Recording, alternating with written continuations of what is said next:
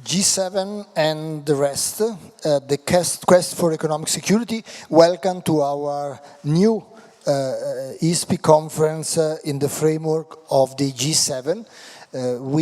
My colleague, we managed to have 7 conferences on the G7 since we are involved in the T7, which, as you know, is the engagement group of the think tanks around the G7.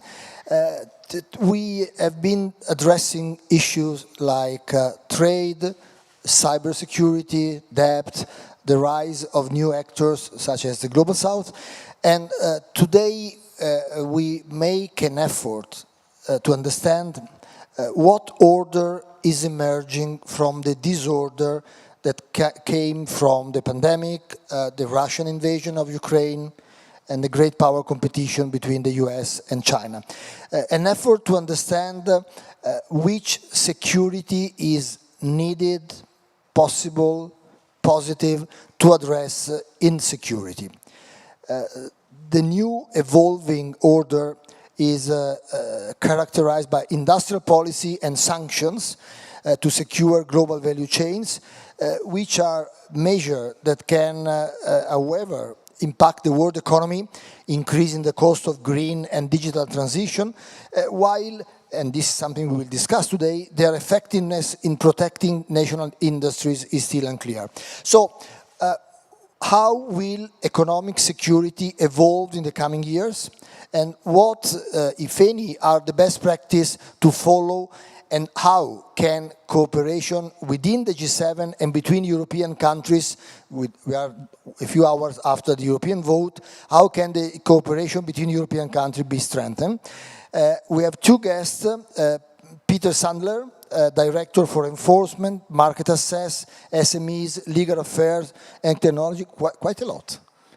Yeah, heavy, at the G-Trade at the European Commission, and this is more difficult to pronounce, Daniel Koch, correct? Almost fine. Can you say?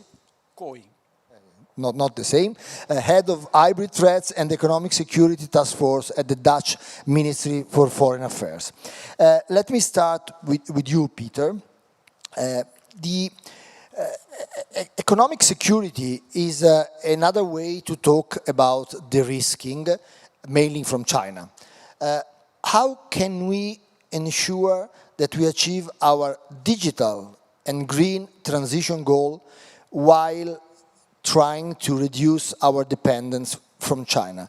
Is this a possible mission? Paul, thanks very much. Great question to kick us off. I mean, maybe first we take a step back and just think a little bit. As you mentioned, we're on the kind of the day after the European Parliament elections.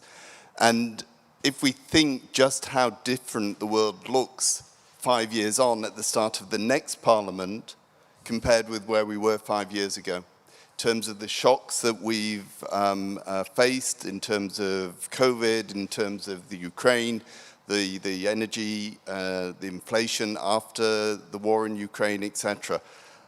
All of this showing that we have an incredibly fragile and difficult political environment, and what we've tried to do with economic security is to find a response to that, but a response which indeed has to straddle different policy objectives.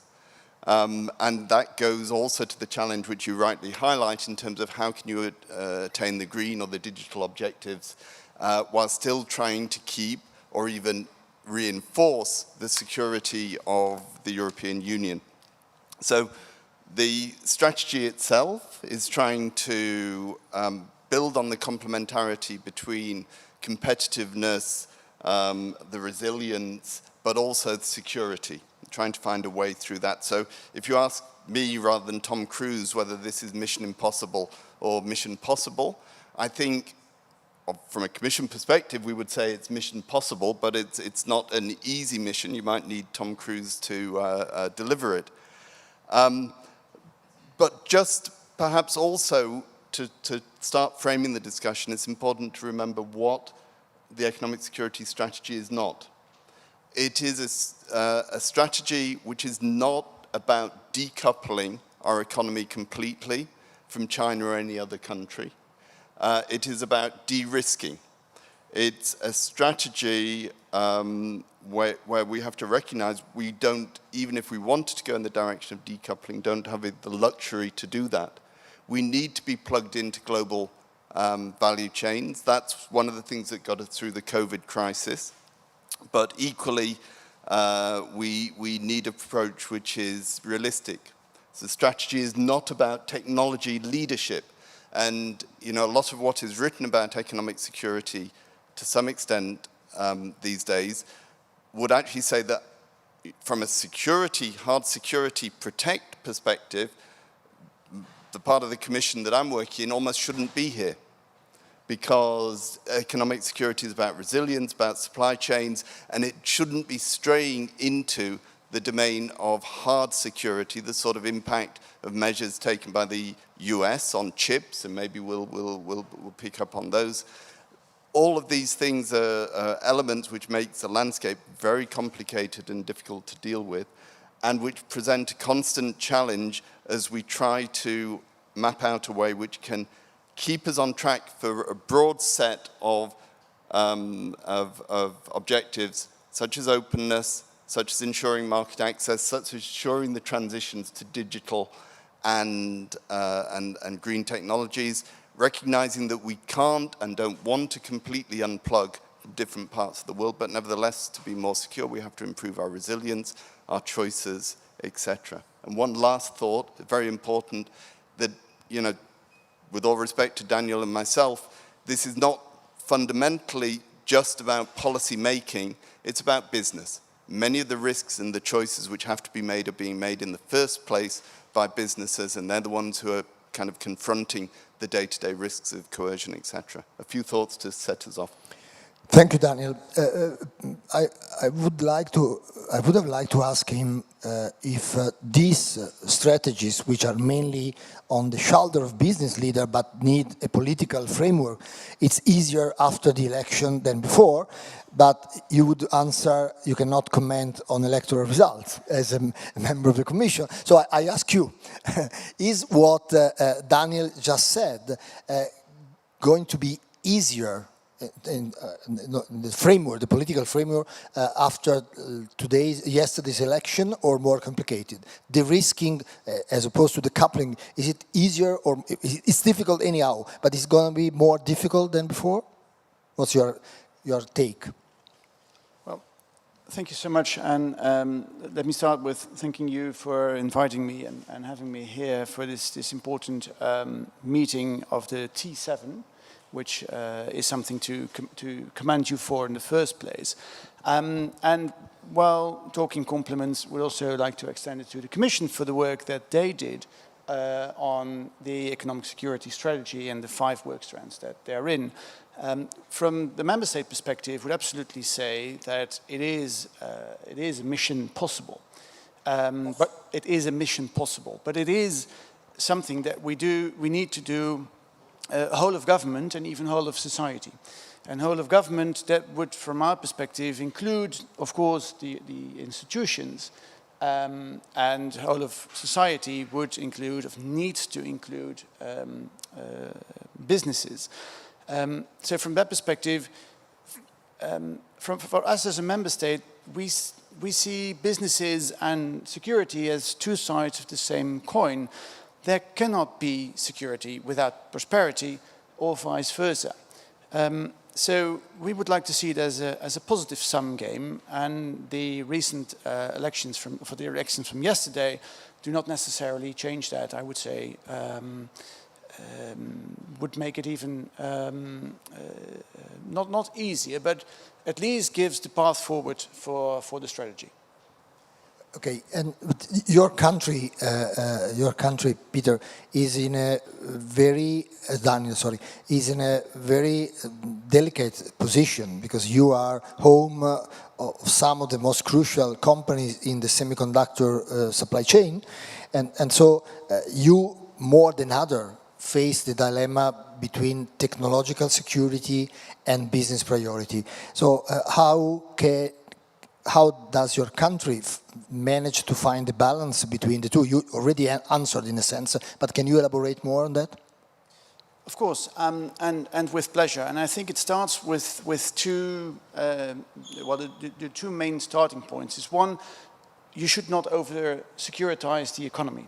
So you should, and that's the second one, work on the basis of a risk analysis, of a solid risk analysis. And that's exactly what we did when looking to the export controls, when looking to the semicon manufacturing. So the measures that we're taking were rooted in the extensive risk management, and by that precisely made a surgical approach towards these kind of measures. And then again, and that also fits into the proposals by the Commission in the framework of the security strategy, of the economic security strategy, is that we need coordination. You need to cooperate. It's something that, as one member state or one country, you cannot do it alone. It applies to us as member states within the EU, but it also applies to a broader set of countries, which would bring me to the G7. The G7, you mentioned we need cooperation and we need joint effort, we need strong leadership.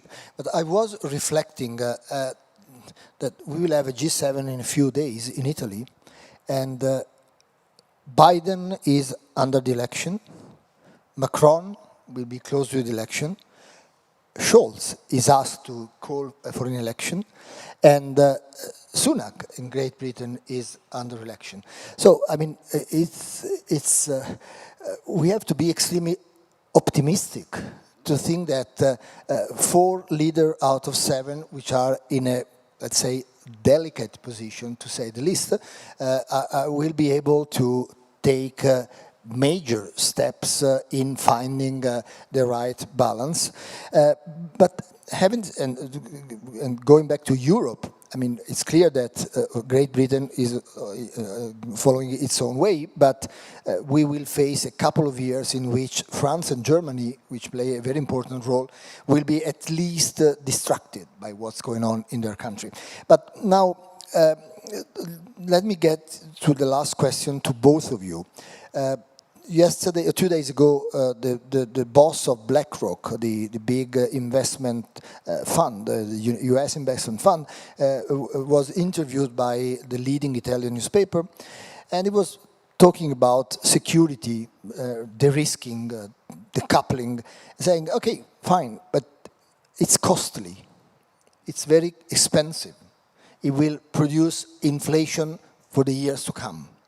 So, and inflation is one of the main driver of populistic policy in our countries. So, how can the G7 or Europe work to reduce, while securing security, reduce the cost, not the hidden cost, the visible cost of this security policy, which have a very strong political impact? Let me start with you, Peter. In approaching economic security, you remember it has kind of 3 strands: a promote strand, a protect strand, and a partnering strand. For us, the partnering strand is super important for 2 reasons. One, the partnering is about working together with like-minded countries, and principally that starts with the G7, to ensure that there's a shared view of what the problems are and what the challenges are. But building on that to work, how do you work together? How can you take things together in areas like coercion, when third countries are trying to weaponize dependencies we may have? Is there a shared analysis? Is there an ability to take action together to try and address the issue? But also, is there ways in which we can try to deliver collectively a soft landing, in the sense of, if one country is under pressure, are there ways in which we can open up other markets for them to move into? Are there ways in which we can support, rather like we saw with Ukraine and the dependence we had on gas and pipeline gas, and the ability we've been able to overcome that largely through LNG supplies from the rest of the world. There, the partner aspect of the G7 is very strong. The second aspect is the broader partnering and making use of the network of trade agreements that the European Union has. Almost 50% of EU trade can potentially fall under preferential trade agreements, free trade agreements, with 74 countries around the world. And that's a good cushion, and it's one that can help also in international terms without necessarily having to be politically aligned on all the objectives that underpin the G7's approach to economic security. Thank you. Daniel, the same question to you. How can we work together to reduce the cost of providing security and avoid the political impact that we have seen so well in this election and we may see in next election? Well, thank you very much. And adding to what Peter said, I think there are two major issues that we should work on, we should further work on. And one is when looking at the protect measures that have been taken by several member states and by the institutions, the reduction of the costs can only happen if you sort of arrange a level playing field. And that's exactly what the European Union is very good at and what we should work on. The chain is as strong as the weakest link. So it's both an advantage from a security perspective and a resilience perspective, but also from a business perspective. If we adhere to the same rules within the European Union or like-minded group, that reduces costs. The second part, and that would also be a good bridge to the G7, is taking an example of an initiative which has been taken already earlier in the G7 framework, called the Financial Action Task Force, in which there was a joint threat analysis, but based on the threat analysis, the members of the G7 and like-minded partner took their own measures to secure payments, and by consequence arrive in a sort of community of trust. So every member took his own measures, but based on a sort of joint threat analysis. So I think in the economic resilience and economic security, that is something that we could take an example of. Thank you very much. Thank you, Peter. Thank you, Daniel. And we now move under the direction of my colleague Filippo Fasulo to the round table with a more gender-balanced panel that I invite immediately on the floor. Thank you, Peter. Thank you, Daniel. Thank you. Thank you.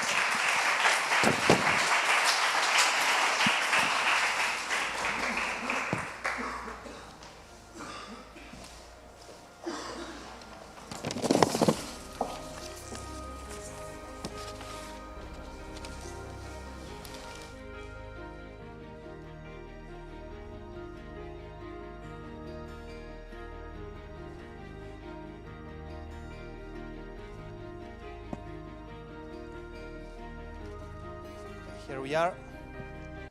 Thank you, Paolo. I think we have a great start already. So the topic, I think, is very important. So we do think sometimes economic security is something far, far away from our daily reality, but actually probably the result of European elections are very much connected to the issues connected to economic security. So to understand exactly what it is and what might happen and what might be the reactions of G7 countries and what will be the future of economic security is something crucial for us. And today, with this session, I think we have some of the most important experts on this topic. So I'm sure we'll come out on this session from more ideas, more knowledge about the economic security. Here we have with us Elvire Fabry, Senior Research Fellow, Jacques Delors Institute, Christian Kastrop, Managing Partner, Global Solution Initiative, Charles Litchfield, Deputy Director of the Economic Center, Atlantic Council, Lucia Tajoli, Professor of Economic Policy, Politecnico di Milano, and Senior Associate Research Fellow here at ISPI. So I will start already with Lucia, because whenever we are talking about economic security, the word that is laying there is implicitly globalization. So all the point is, all this discussion is about what is the future, what is the state of globalization. And Lucia, we know quite well that in the last few years, I would say, there's been an ongoing talk about the end of globalization, or at least a crisis of globalization, due to geopolitical tension. A couple of weeks ago, even the IMF published a paper by Adam Posen, a well-renowned expert, titled "Geopolitics is Corroding Globalization." So my question for you is, what is the current state of globalization? Thank you, Filippo, for this question. My view on the current state of globalization is that, you know, talks of death of globalization are very overstated, because if we look at what happened in the recent years, we see that looking at many measures of globalization, there's been a very strong rebound after each shock. We had a very strong reduction in trade with COVID, but there's been a bouncing back. We had a reduction in trade after the Russian invasion of Ukraine, but we also had a bouncing back, etc. So if we look at the sheer data, we see that globalization is not receding overall. But it is deeply changing, and I wonder whether we can still use the term globalization, because globalization as a term refers to the fact that everyone is trading with everyone else. We are in a global economy. Now, this is changing, and the temptation for many countries, for many geographical areas, is the one of keep trading a lot, because now we are very much committed to international trade. We rely on international trade, on international economic relations for most of the things that we use in our daily lives, more or less everywhere in the world. But the idea is to become more selective with partners, and to move from globalization to something that relies more on neighbors, friends, partners, what you want to call them. Now, this is, of course, something that has not happened to a very large extent, but we already see signs of this. And in my view, this goes in the opposite direction of making international trade more secure, because as we know from very basic financial theory, you need diversification to reduce risk, right? Rather than concentration of your exchanges with just some selected partners. I think that Europe should have learned that relying on a supposed friend for very strategic and crucial imports has not worked. And this lesson, I hope, has been learned. So globalization is changing. I don't think it's receding. But the fact that we have this weaponization of trade, this weaponization of dependencies, this very, very strong links between pure economic interest and geopolitical interest and strategic security is something fairly new, not historically, but we haven't seen something like that for nearly a century now. So I think that countries need to still learn what is really safer, what security means when we try to reconcile economic security and geopolitical security. So globalization is changing, but it will still be here, I think, for quite a while. Thank you, Lucia. So globalization is changing, and probably one of the reasons why it's changing is exactly this economic security. But Elvire, we are talking since 30 minutes about economic security, but we are not stated yet exactly what economic security is. So I will ask you, that you're working a lot with your institute on this issue. What exactly economic security is, and which instrument should be included in toolkit of economic security? Thank you, and thank you for the invitation. It's my turn to thank you again, to have this opportunity to discuss that today. Well, first of all, I think we have to acknowledge that there's no clear definition of economic security. It is the result of a sort of mix of interest groups, of commercial strategies, foreign policy interests, which are impacting which are impacting the potential and the limits of economic statecraft in a country, and which are leading to or to engage or to remove from certain interdependence. And economic security is also impacted by the two sets of policymakers. You have on one side the economic policymakers who value a positive some effects of in the international division of labor, and on the other side the security policy community who sees war rather as a zero-sum game. And this is illustrated by a recent article in Foreign Policy from the former Deputy National Security Advisor Matt Pottinger and Mike Gallagher, who's chairing the House Select Committee on the China Communist Party. The article is called "No Substitute for Victory." So it's not about managing the relation between US and China, it's about winning, really having a victory against China. However, when we discuss economic security, we need to clarify the scope and the scope of economic security and the boundaries between what relates to economy, what relates to security, between the threats to economic competition and the threats to national security. And when we think about national security, we see that we already quickly dealing with the non-economic outcomes linked to dual-use technologies, the technologies that can be used for civil purposes or military purposes. So when the EU is defining its economic security strategy, it has to decide if it needs to focus narrowly on external shocks or reduce all economic vulnerabilities. And there we see that the scope of economic security can very quickly be expanded. When 1 year ago the Commission proposed a strategy for economic security, it was underlined by Peter, it was straight away focused on de-risking.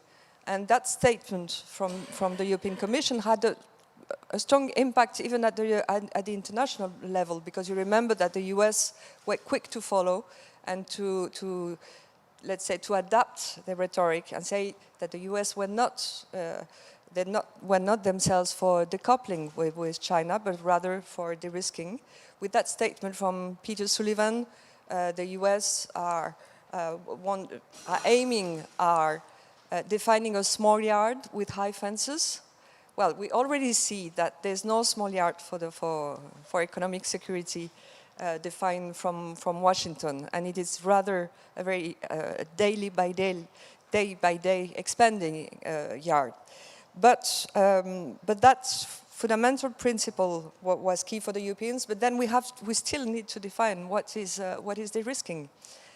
And as the EU was, let's say, a little late in launching its economic security strategy, if we compare to China, if we compare to the US, even with Japan, which has launched its strategy previously, maybe we can define it by distinguishing with those strategies. And what we see is that the US and China have a very long-term objective. They have a political objective, which is, as it was already mentioned, technological leadership. Technological leadership then can lead to take whatever measures, whatever it takes.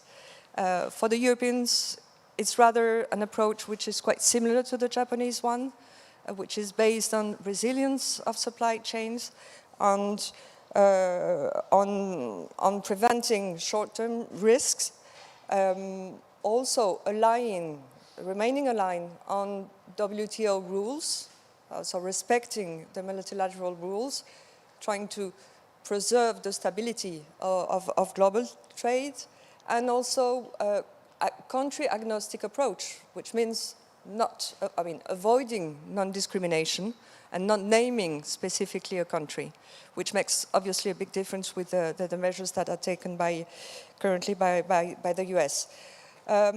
Having said that, when the strategy was presented last June, it was based on the promote, protect, partner pillars, the 3 pillars. But when we look at the new announcement that were made by the European Commission in January, they were rather focused on the protect pillar, with many new initiatives and proposals to the member states. And we see already that the focus is rather on that defensive side, and that we should focus much more on, as well, simultaneously, on the promote side. And that the EU still lacks a sort of long-term objective of what are its long-term interests, which remains a key element to build that strategy. So when you ask about the tools, if you compare the different strategies between those big blocks, you see a lot of similarities of foreign direct investment control, and even study the possibility to screen outbound investment. There's all the strategies based on cyber security, security of key infrastructures. There's a lot of similarities. Now, to be short, I think that we are still in the process of elaborating or increasing those, the leverage of those instruments at the European level. And the EU has the advantage to have adopt some new instruments, the so-called autonomous trade defense tools, which allows to control foreign subsidies, to request reciprocity in public procurement, and the anti-coercion instruments. Those are key tools. But what is really missing at the moment is rather on the, let's say, on the economic security governance side within the EU. Because we see that the European Commission has taken the initiative, but that we need the member states on board, and it was underlined by Daniel previously.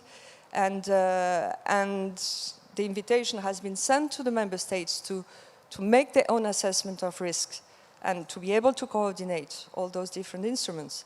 And at the moment we see that in 1 year time in the context of all the transformation of the global context that was just described, it's a lot of time, and that the member states are not doing their homework and not engaging at the right level. But for that, we would need also to take some initiatives to, and notably what we were proposing in a paper that we recently published. One idea could be to create a format for economic security at the EU Council level as an incentive for the member states to have a ministry for economic security, like it was adopted, that position was created in Japan, and as an incentive to coordinate the national ministries at the national level. And as well, within the European Commission, we could consider that the Commission for Economic Security would be also useful. It is a good point. Thank you so much. Actually, yes, you mentioned 1 year time, and 1 year time related to economic security is a lot of time, because we can say maybe not 12 months ago, but 13 months ago, 14 months ago, we were not talking about economic security. At least this term was not that present, because it came out in a headline, or at least relatively in a headline, after the G7 in May in Japan, and then the European economic security strategy came out 12 months ago, so in June 2023. So we are in the process, and we need to understand exactly what to do and how to do it. And probably a country from which we can at least understand, or we need to understand to cooperate or to get along with, is the United States. So I will ask Charles, so the fact that the Council of Economic Security, from some point of view, the adoption of it is a direct result of the US strategic need, strategic use of the economy to safeguard its interests. So, of course, in relation to the rise of China and the political shift promoted by Xi Jinping. But so the question, very practical question, is what does the US aim to achieve through economic security? Well, thank you very much for the invitation. This is the second time that you will hear a British accent talking about the wrong place. We had a British accent talking about the EU, and I'll be talking about the US, where I live, and I was born, but I'm not entirely American, as you may have guessed. So it's a great privilege to be able to try and explain what's going on in Washington on economic security. I think Elvire has already done me a great favor by presenting some of the priorities the US has. Technological leadership is certainly one of them. I think you could have a more sort of abstract think tanker's definition that the US does not want to be put in a position where it can be leveraged, and rather wants to get itself into a position where it can use its leverage over others, where it isn't able to exert leverage because it doesn't have the resources. It at least wants to build up enough leverage in other areas so that a negotiation can take place even with difficult partners, and the US is never put in a difficult position. That being said, the US feels increasingly awkward about not having the same manufacturing base that it did.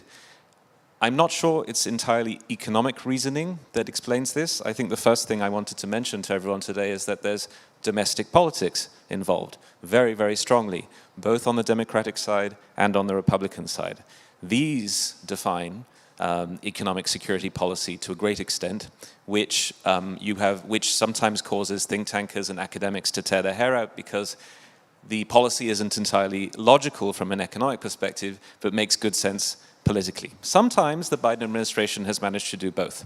But the political reality is that you have a US trade representative, so the person who takes care of trade negotiations, Ambassador Tai, a very impressive woman, a history graduate, very interested in sort of echoes of history in the 1930s. Only exactly a week ago, she was giving a speech at my think tank, the Atlantic Council, talking about all these things and the institutions that were meant to be built up after World War II that weren't only, in her view, meant to liberalize trade, but also bring certain safeguards. Her argument is that the liberalization was very successful, but the safeguards haven't always been there.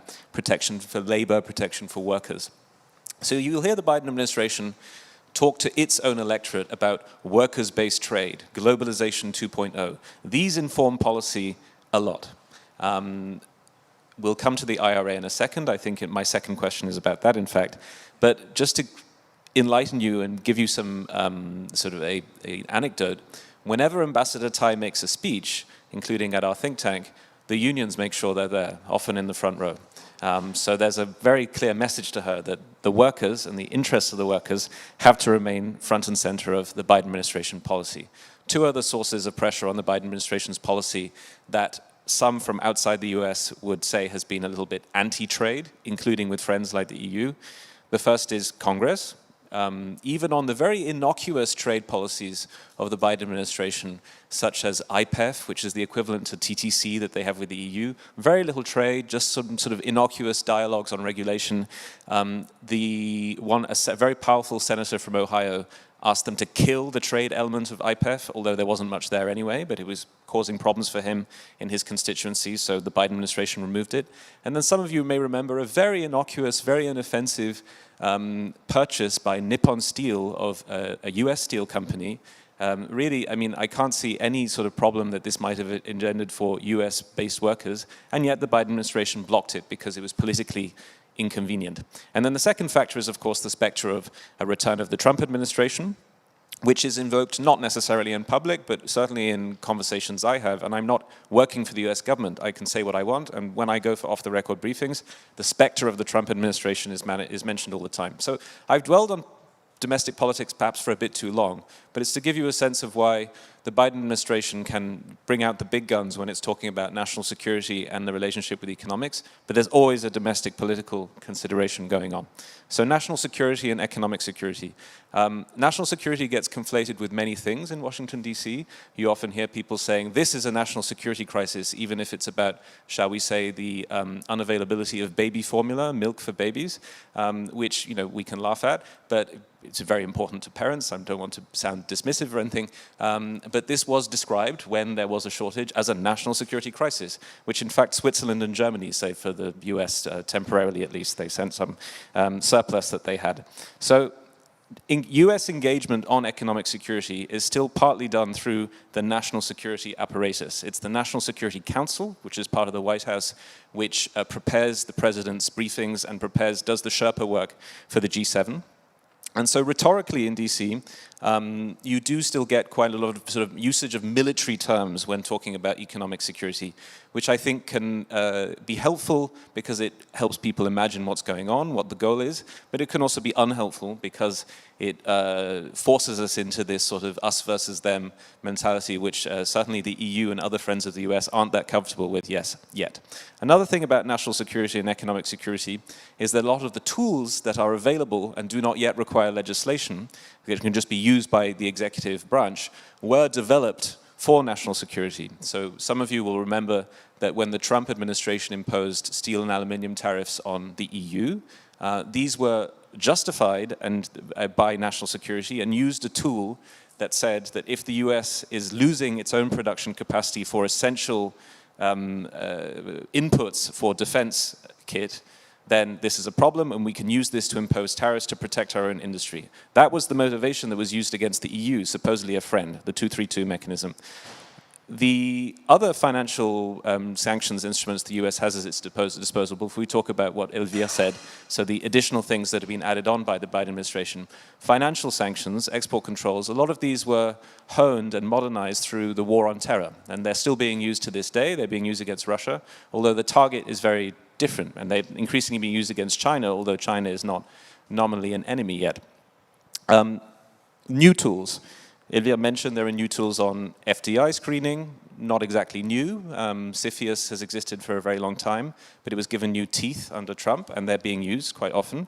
And there is also an executive order out on investment screening in the other way, so outbound investment screening, not allowing, let's say, a US fund that's been very successfully investing in Silicon Valley to use that expertise to buy firms that are promising in China. They will argue that that's because the money, it's not just about money, which is fungible, it's also that intellectual property and know-how travels with the money, and they want to stop this. It's not the law yet, but it's coming.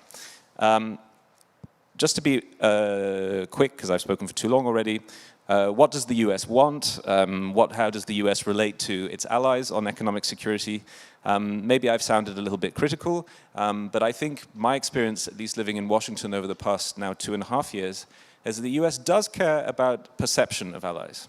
It has been very careful during the entire, since the beginning of the war in Ukraine, to listen to allies on sanctions in order to maintain an alignment. Before we got to 2022, you had the US Congress passing sanctions to do with the destabilization of Crimea and, the annexation of Crimea and the destabilization of the Donbass. You had sanctions being passed by the US Congress, which were very uncomfortable for some EU member states.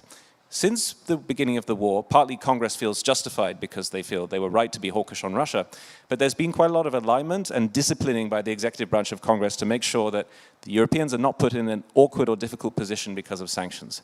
We haven't crossed the threshold of secondary sanctions yet on Russia, although even you have some Europeans calling for them, but that's because secondary sanctions used over Iran left a very bitter aftertaste to some member states. So I feel very strongly the US does care about the perception of allies on economic security and is sometimes careful about how it uses its tools. Another example, you mentioned it, Elvira, was Jake Sullivan's speech about a year ago to another think tank to mine, the Brookings Institution, where he quoted, unusual I think, quoted saying and gave the copyright of a term to Commission President von der Leyen and saying, we don't want to decouple either, we want to de-risk. Has it been reflected in policy since? We could debate about that. There's still a lot of pressure from Congress to be tougher on China. But just simply the acknowledgement that the Europeans' point of view is important, I think it reflects some progress in DC, even if the direction of travel is to more hawkishness. What's the US trying to do? What have they invented, given that they can't do that much on market access for the reasons I mentioned? They've invented these sort of mini-laterals. I mentioned IPEF earlier. There's the TTC with the EU, which is a sort of regulatory dialogue. It's supposed to include, for economic security, it's meant to include early warning systems. So if we have a problem with inputs and supply, we can warn each other. But I think on both sides, there's a little bit of disappointment on where TTC has gone. I'll stop there, and I'm sure we'll come back to IRA soon. Thank you. We are really eager to listen about IRA. IRA is one of the most important things probably related to, at least one of the most recent practical example of economic security. And being practical now, I will turn to Christian Castro, because we start our discussion now talking about how globalization is changing, what economic security is or might be, and what the United States are doing on that. But being very practical, the point is that this new paradigm of economic security is, of course, a normative view, a normative idea for the old economy, you can say, so the industrial economy and so on, but it also will shape the emerging sector that might be regulatory. You, Christian, work a lot on digital sphere and so on in your career in Germany. So what I want to ask you, being practical on that. Is that what are the implications for the digital sphere of the adoption of the concept of economic security? No, thank you very much. First of all, a big thank you to ISPI to host this conference here, and so we are very grateful to cooperate, and so well done. Yeah, of course. I think let me start with a little anecdote from our Global Solutions Initiative, which is true for not just for digital, but also for digital. Of course, for instance, when we planned the conference, we had the great idea to have a joint European Chinese session on the automotive sector. And there is a very nice study which can show that Europe, Germany, and also the Chinese are rather good on avoiding of greenhouse gas issues on the automotive sector. So to have more electric cars, and there is quite of a big success. And that was then when the conference came nearer. The Chinese delegation was a bit more reluctant, and of course, what was it? This was the discussion, the emerging discussion about the possible to be expected tax issues on, say, the automotive sector from China, where we now have already the first issues in the US, and of course I'm sure that also the European Commission will come back to that issue, maybe not on the same level, but there you see that somehow where we work on mutual understanding of the global governance between all partners makes it rather difficult also coming to these issues. So, and of course there is this toolbox of the EU, which is also true for, say, physical things, but also for digital things. There's the toolbox to strengthen safe supply chain resilience, export controls, investment screening is also an issue which is rather relevant for the digital part. And of course, also tackle non-market policies and to de-risk, say, dependencies on issues we would like to avoid. And of course, this is also kind of a nice follow-up to the Corona situation, which also shows us the fragility of some global value chains. So, of course, I'm sure that for all these sectors, I think the need for strengthening security, and especially, again, for the digital sector on some global value chains is extremely important. But when I hear something, it resembles also at something what I do not like to hear, and this is the famous slogan, "Take back control." So I think, I still think we should not overdo it, to be very outspoken here. We should not scale back on a cooperation and also on openness, I guess, because we have some very important problems which will not just go away. Yeah, and so we should think when we do all these issues, which are for the moment quite well aware, but we have to think, we have to come back somewhere in a while and also see how we can manage, say, something for the global common good, which is still important for all other countries, or for all global countries, and let me just remind us all of the socio-economic transformation from climate change. So I think this is very important also to know, and I also been in Washington recently, and so I would also make two little comments. I also had meetings at Brookings Institution and with some members of Congress, and it was rather interesting because there was clearly a proliferation, for instance, of CBAMs, and one person in Congress said, "Oh no, we'll have a lot of little CBAMs for all things you can probably be thinking of." So again, also including, I think, the digital issue, and of course, and as we see that also, and also just on a sidekick, there are still a lot of clean energy exports from the US into the European market, because this is within the CBAM possible, and of course all say so the more dirty producing industry will not, or the dirty produced energy sources will not come to the European Union, and therefore I think we have to think it globally, and this makes it, I guess, a little bit more difficult to judge it. So I think it will still be important that G7, or especially G20, I think would still try to re-establish a kind of a common global position in that, and not create a run that we somehow shelter all of us and we try to make a lot of regulations where we then think we can have a temporary or a permanent advantage. I think we should really look at global trade as such. So, and it would also be a big blow for global understanding and for global institutions. The global governance of the late 40s and early 50s of the last century is anyway under pressure, and this is really what our organization concerns very much. So we have to leave no one behind. We have to talk to China, India, and we should not open up the full-blown way to shaming and blaming. So, and concentrate on those issues we can still do together.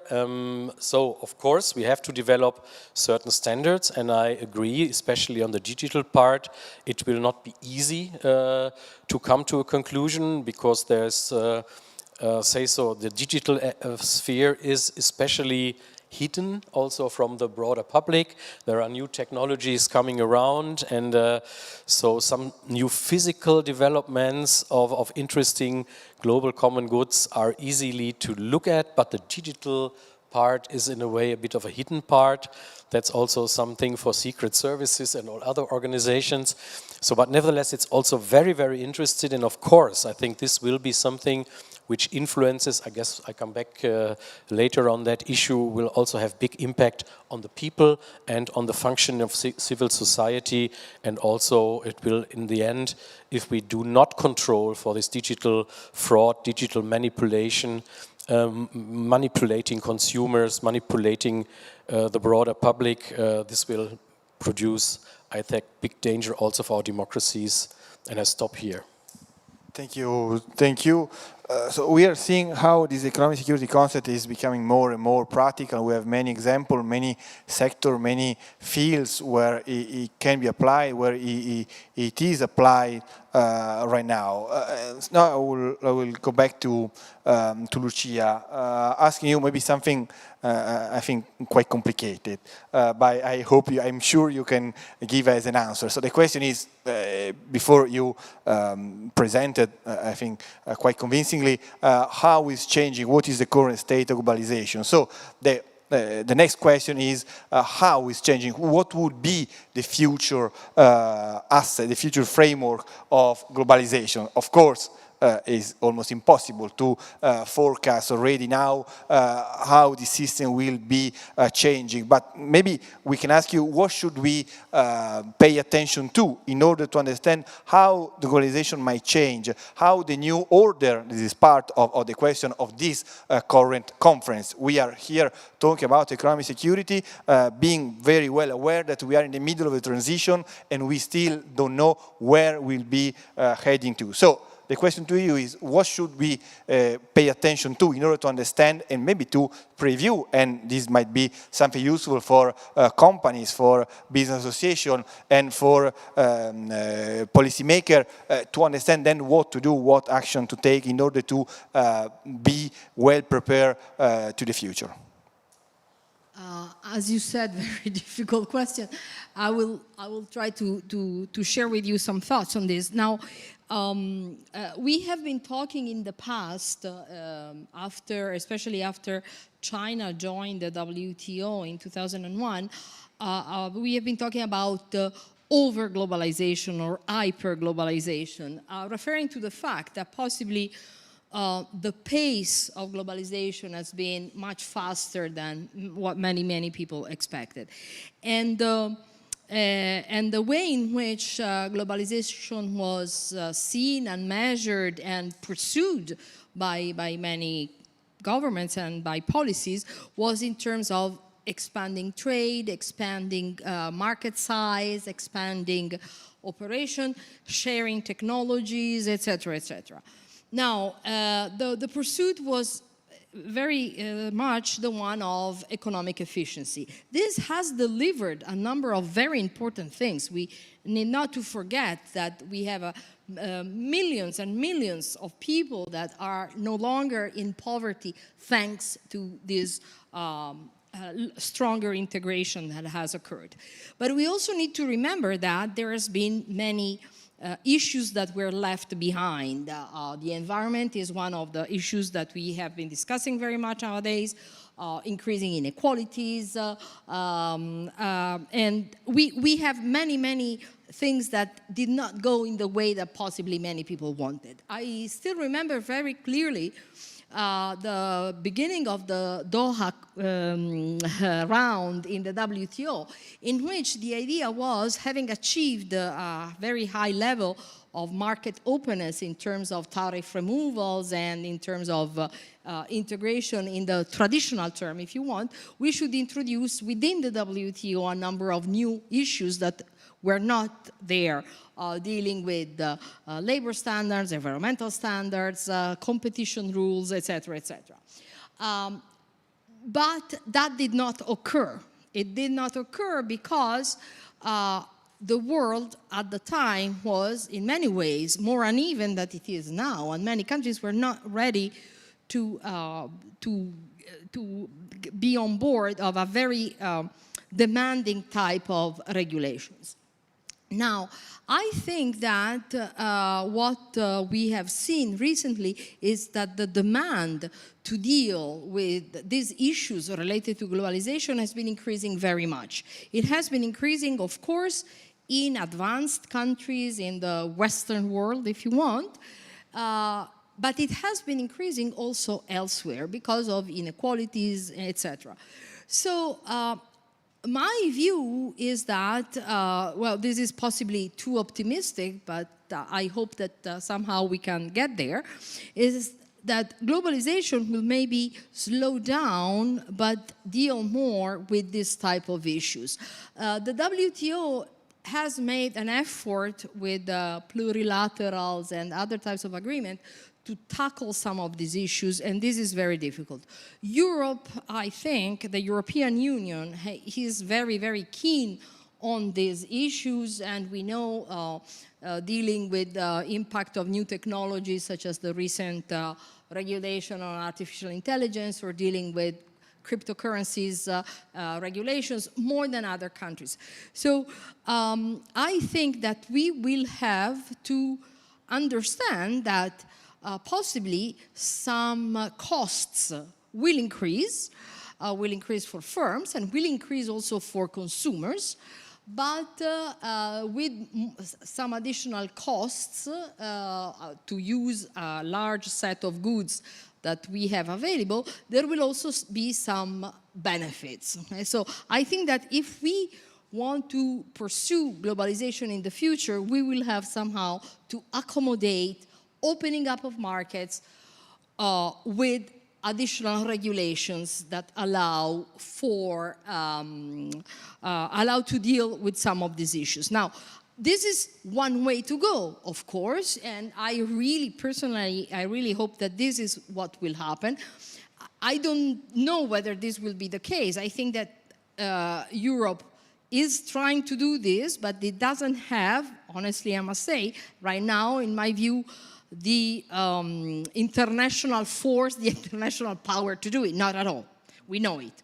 Even if it would like to, this is wishful thinking from the point of view of Europe at the current moment. Of course, the other scenario, though, is that we really go for the coupling and fragmentation of the world, with a system of exchanges and economic systems that work around China, another one that works around the US, with Europe possibly connected to this or not. Now, my view is that this other way might be perceived as more secure or possibly easier to achieve in the short run, but it's very costly, much more costly than the first one, in fact. So I really hope that the cost of going toward the coupling and fragmentation of world markets will be perceived, because this will be one way to avoid it. Thank you so much. So we are talking about an order in transition. We are talking about cost. We are talking about new tools to deploy, to develop, and so on. So my question for you, Elvira, is how can Europe navigate this transition, and especially how can Europe find a balance between its traditional trade openness and the new needs for economic security? Well, we remember that when the European Commission presented its trade policy review, it was called Open Strategic Autonomy, with the aim precisely to insist on the openness of the European economy. In a way, the economic security strategy that was presented last June could be considered also as an, if we play on words, open security, open economic security strategy. With that pillar, with that important pillar based on partnering with third countries, with key countries. We know that, I mean, that's precisely the aim to build a European doctrine of economic security. It's to be focused on European interests. And the specificity of the European economy is that it is more integrated in the global economy than, to compare once again, than the US. When we see the share of GDP which relies on trade between US states or trade between EU member states, it's almost a double in the US. The US economy relies much more on its domestic economy, while the European economy relies much more on its export capacity, and it's a trade power. It is also much more linked to the Chinese economy. It depends much more for its exports to the Chinese economy. So there's some specific constraints. We have less critical raw material, and we have a very important constraint, which is energy security. Energy security, the need to switch very quickly to renewable energy in the short term. I mean, we have the aim to increase some nuclear energy power, but that takes time. So in the short term, this specific constraint means that the balance between openness and economic security, or let's say a more defensive approach, it's much more sensitive. And now that we are moving from this phase where we're building the tools to the implementation of the tools, and just entering into that phase of increasing retaliation, we see all the measures that China is taking against US measures and even European measures, and we'll have in the coming days the result of the EU investigation on the use of subsidies in Chinese EVs, and we're heading for troubling weeks or months. We see that we in addition will be facing some very increasing stress tests with the increasing pressure of Chinese overcapacities, which are mainly are mainly directed to the EU, and that's the whole problem of the impact of the new tariffs that have been implemented by Biden. Not so much for the EVs, because they are not Chinese EVs are not imported in the US, but for the other green technologies. So that means that for the European, the way forward is obviously an active use of the autonomous trade defense tools, an active use of all what is implemented currently to increase level playing field. But will it be enough? Because it takes time, because they are targeted at companies. So how can we build in a very short term the shield that we need to preserve that balance with the increasing pressure of those Chinese imports? That's the whole challenge for the next European Commission.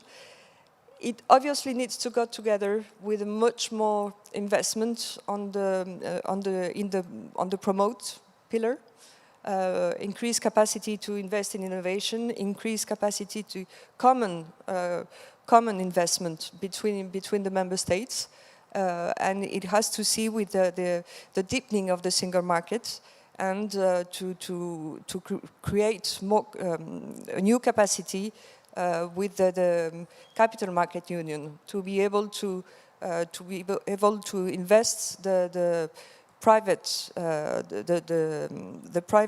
financing resources. And I'll stop there just to finish.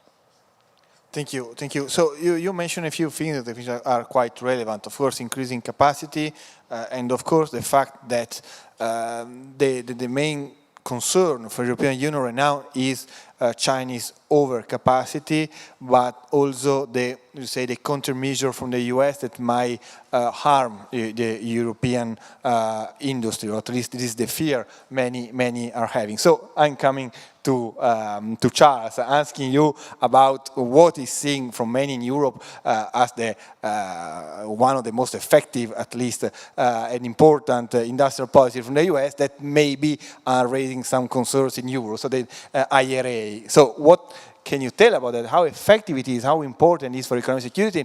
And I'm adding also how, from your point of view, even there might be, say, a point of solving dispute between the EU and the US on IRA, if there are any dispute about that. That's a leading question, I think, but I'm very happy to answer it, and it's been an interesting experience being someone who feels European but living in the US, witnessing the IRA. And there are some things about the IRA that the Europeans are very jealous of, but not necessarily what you think. It's not just the local content requirements, which are indeed not really WTO compliant. It's the simplicity. The IRA is a tax credit. It's basically available automatically when you buy your electric vehicle with its subsidized battery, with North American assembly, crucially. It was going to be US assembly, but Canada's operation in Congress is very, very impressive. And they were actually in the room when this was negotiated, something the EU delegation was not. I'm not saying the EU delegation was on holiday, although it was August, but more that Canada is just much better at this. So, and Mexico benefited from this without even being in the room, because North America includes Mexico. Anyway, so the tax credit aspect is very important, and something that the EU isn't really capable of matching, even if the EU abandoned its commitment to WTO in the letter and the spirit. The idea that member states would agree with each other, to trust each other, and just apply a blanket tax credit without going through the pre-measures of calculating how this can be balanced among member states and not involve any distortion is just not going to happen. And there's also more fiscal constraints in the EU than there are in the US. So there's a jealousy in the EU, I think, not just of the local content requirements, but also of its simplicity. I think that's a crucial point. That being said, the IRA is showing some signs of success and some signs of being somewhat inefficient. It has led to quite a lot of investment in the US, quite a lot going into exactly the places that the Biden administration wants it to. There's a little clause in the IRA which makes it slightly more favorable to invest in states that have strong unions and not less strong unions. This little anecdote, the German car manufacturers, to please Trump, invested in a lot of states with low union protections. Well, bad luck. Now the subsidies go to states with higher union protections. We'll see whether that continues under another Trump administration, if that happens. It has been quite successful. However, a lot of this gets conflated with the Chips and Science Act, which was passed before the IRA and is also a very important part of US industrial and economic strategy, and I would argue more innovative because it looks at the new economy. Obviously, the IRA is meant to look at electric vehicles and green energy, but the Chips and Science Act goes even further, and well, even further in sort of scientific advancement and works on chips. So Forbes has identified 159 projects that have been created from scratch, thanks to the IRA, 110 billion of investment. Chips and Science Act is 37 projects, but much more in terms of investment, 272 billion. The technologies are more expensive. The IRA has led to, according to Forbes, the creation of 90,000 jobs, Chips and Science to 36,000 jobs. Less labor intensive are chips than EVs and and windmills and solar panels, etc. So you do have an obvious case for saying that this has unleashed investment in the US which wouldn't have taken place otherwise, although perhaps not all of this. Some of this might have taken place anyway. A crucial weakness from a European perspective as we look at this is how much it's costing the US. It's very, very expensive. The US deficit last year was 6.3% of GDP, something that not many people have picked up on in the EU. I'm sure this very wise audience has, but no one was at 6.3% of GDP in the EU last year, and in fact they'd be in quite a lot of trouble if they were. And it's predicted that this year the US will be at 5.3% deficit. Now, everyone here knows that the US has certain advantages and can borrow money, but I don't think that's unlimited. We can debate that. But I think there is enough of a constituency in Congress that is nervous about the US's debt burden, and so I think that's one of the reasons why these subsidies might be pared down soon. I'll stop there. I'm very happy to answer questions on the European frustrations with the IRA and perhaps when those have been justified and when they've been exaggerated, but I'll stop. Thank you, thank you. Now I want to go back to you, Christian. We are, again, talking about economic security, trying to understand how the next economic order might be, and there will be another question about that later on. But first of all, since we are so close to European election, and we are still trying to understand what are the results of European election that might be related even to the cost people are bearing from this new shift in the global economic order and any kind of shock we are seeing right now. So my question for you is, I think, is quite simple as a question, but quite difficult in the answer. So what are the costs that consumers bear in the pursuit of economic security? And of course, is part of the title of this session there is a link between interdependence and economic security and the possible mission we mentioned before for your European Commission in achieving economic security and double transition. Thank you very much. If you just allow me one sentence to the speaker before me, what worries me most in the IRA is that it gives no signal for Biden. Yeah? So I think it will have probably no influence right now, at least. So I'm rather worried. And of course, it was also tailored to draw some voters back to the Democratic camp. And this seems not to happen. And this is what worries me, really. I stop here. It's not my business. Yeah, the costs of pursuit of economic security, I think that's a very favorable and big point. And I think, of course, there will be cost for consumers. And of course, as always, this will affect more vulnerable groups rather deeply. And of course, this will come from both parts. Again, it will come from, say, limitations on, say, physical trade. So I guess if we scale back trade, if we have all these interesting issues we discussed in the first round, so we screen the investment, we look at safe ways bringing the goods from East and the West to Europe. I think this will all makes it more expensive. You need military forces who safeguard the way in critical areas of the sea. So this will all, somebody will pay that, and of course, as usually, consumers and taxpayers, where consumers are also taxpayers, have to pay the cost, and of course it will be more expensive. Consumers have to spend more, and of course, especially for critical consumers or say consumers on the lower rank of income will face say severe financial problems, and of course this will put pressure on European governments, also on the German government, and you can clearly see also the polarization of, say, some European societies has something to do with that there are more and more costs for events the people think they are not responsible for, and this is of course also affecting then the climate, the discussion of the democratic say discussion in these countries, and this is also part of the outcome we just saw from first look at the European elections again. Yeah, so we move more to the radicalization of things.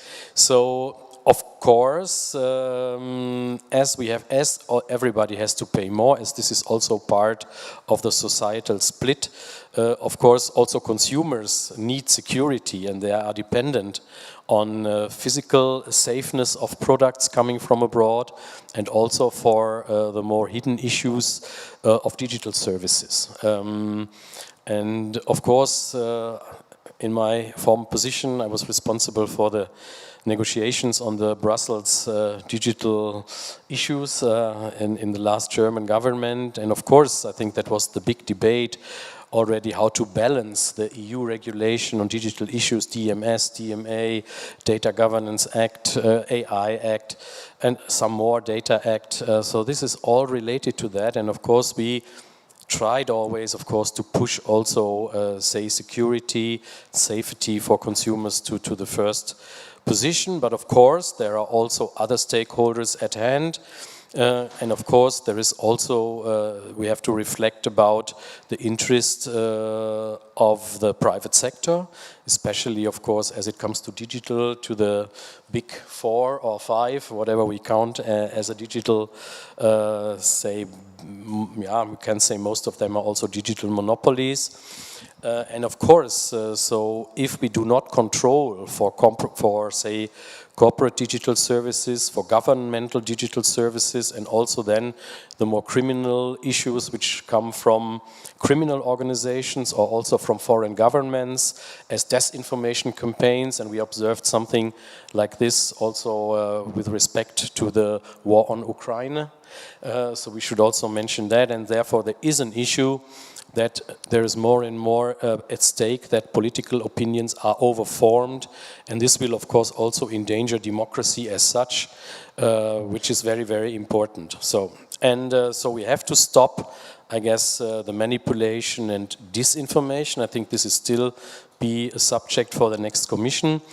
And here is a little fear of mine, as we just have finished a full-blown cycle of new digital regulations, we will face the problem, and which is very relevant for consumers.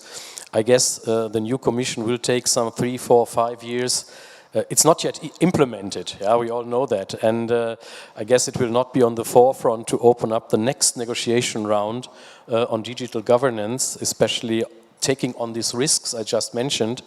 So time goes by, and so anyway, I think maybe also there's the issue of delegated Commission can act, delegated legal acts, but nevertheless, I guess the new European Commission even may not take another 5, 6 years to come back to these digital issues.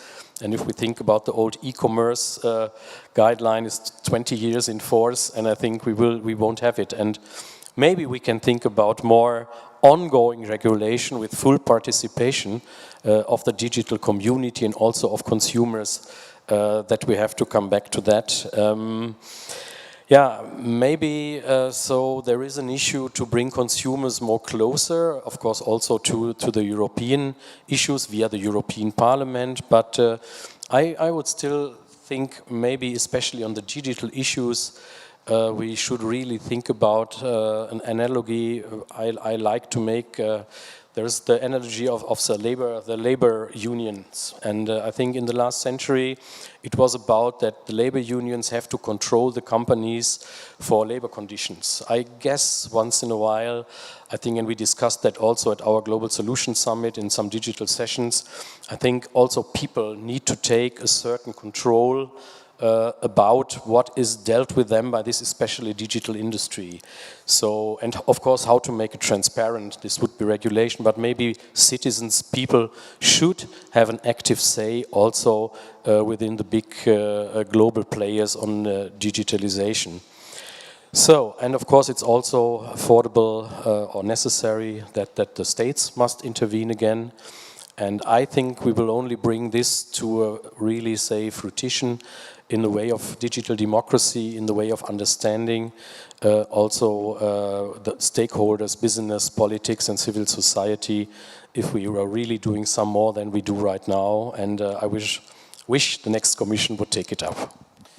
Thank you so much. We are stressing a lot on this idea of cost of economic security because from our point of view, if we want to be effective in achieving economic security, we really should pay attention to them. Otherwise, so as we are seeing, for example, in the case of Ukrainian war and so on, that there is what we can call Ukrainian fatigue and so on, we should probably prevent to be in the middle of a kind of economic security fatigue in the next couple of months if we want to be effective on that. One last question for each of you, and then we have time for a couple of questions from the audience, if there is any.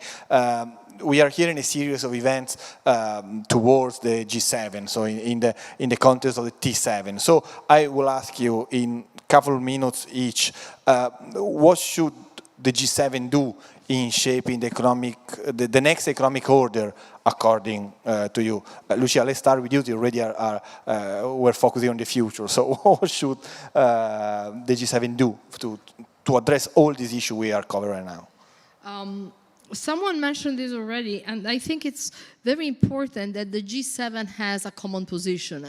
An important thing to avoid further fragmentation in the world system is that at least the group of countries that share for sure some common interests take a common position. So maybe, even if this requires go to a kind of weak type of statement or agreement, it's better to show an agreement than to show fragmentation and division among the G7, in my view.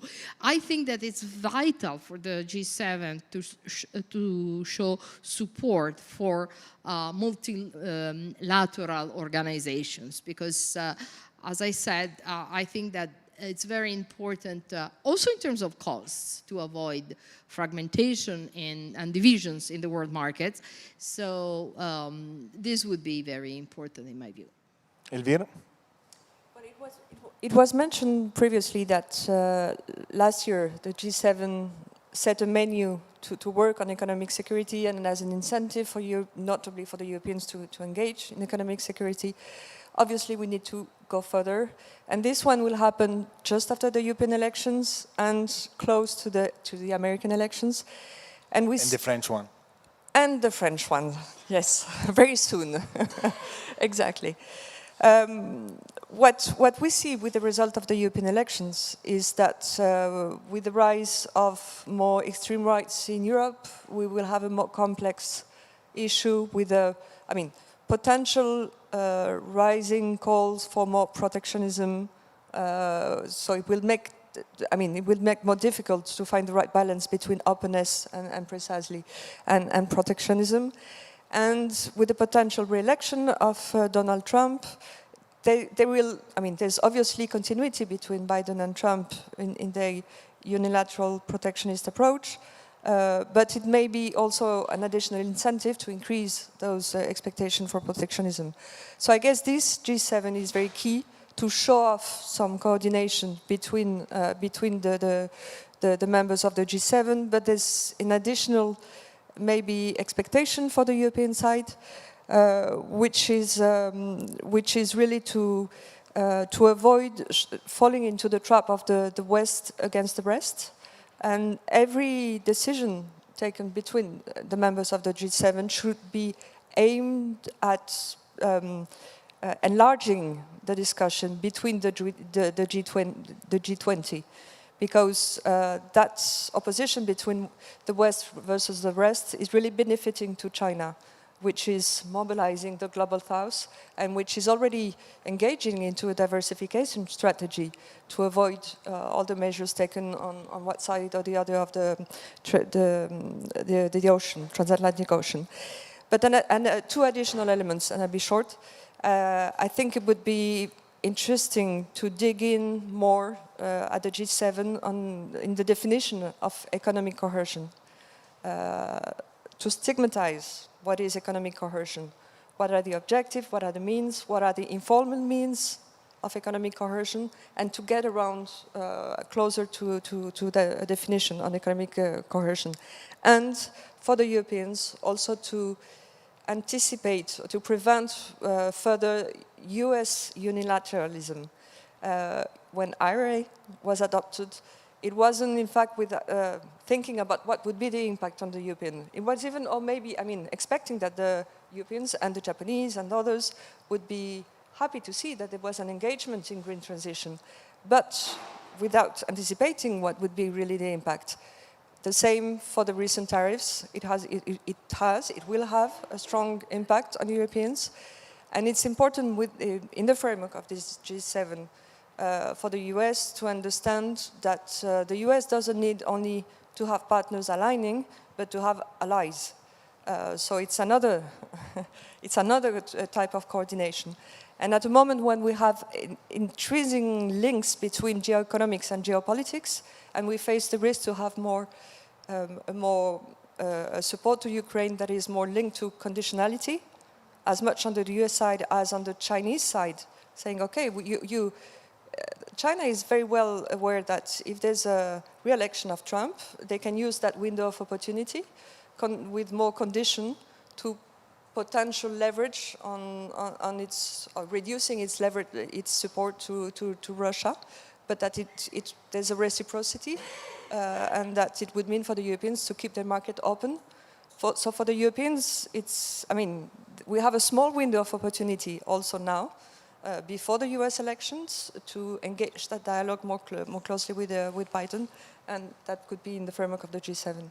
Yeah, thank you. Actually, I do think that to define exactly how small is the yard and how high is the fence is very important, especially to have the business companies on it. Otherwise, if it is too vague, they probably will try to reject in total economic security if it's not that clear where is the limit and where they can do business and where they cannot do business. Charles, 2 minutes for you. Thank you. Not to be too gloomy, but I think it's very unlikely the Biden administration engages in a way that the EU will find satisfactory in the next few months, and the reasons are obvious. There's an election. Though perhaps on methodology we can make progress, but things that are very, very far away from anything that will end up in news coverage. There's some interesting sort of line management and chain of command problems with the G7.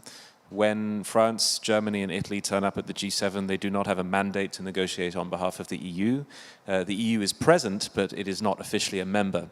And so the US, sometimes conveniently for the US, thinks, great, we've got this deal at the G7, so this is now the EU policy. No. So that's a problem that I think we can try to make progress on and clarify.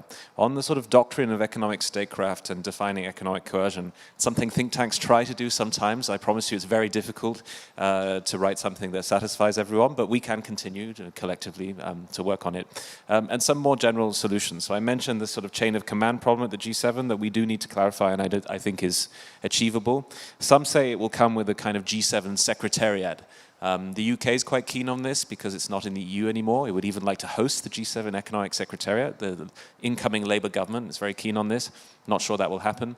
Maybe expanding the G7 or finally calling it something else, because there are countries that I think are pretty interested in joining and making it no longer about size. So South Korea is very important, strategic. It may not be the right size, but why isn't it in the G7? I think there's a case for a small expansion, which does run the risk of being the West against the rest, I know, but it's something worth considering.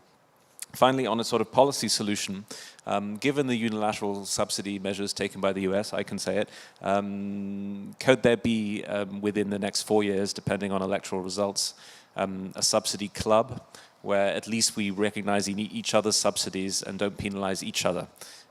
So that will come at the expense of some of the local content requirements, politically difficult, but I think that might be one of the solutions to the inevitability of subsidies.